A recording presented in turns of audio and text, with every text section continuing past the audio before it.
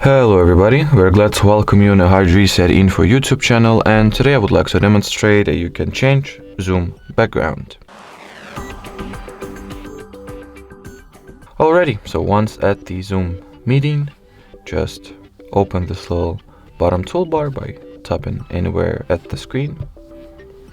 Then go into the more section, then background and effects. And in here you can choose some custom background for you.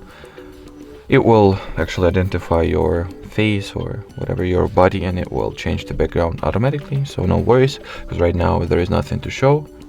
I can show my hand, and as you can see it will cut it out and change the background.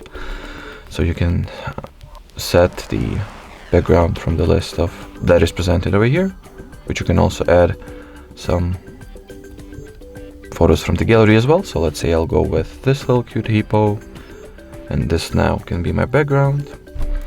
You can apply video filters and even be an avatar, or be as avatar should I rather say. Alrighty, so that would be it. Thanks for watching, thanks for your attention, and bye bye.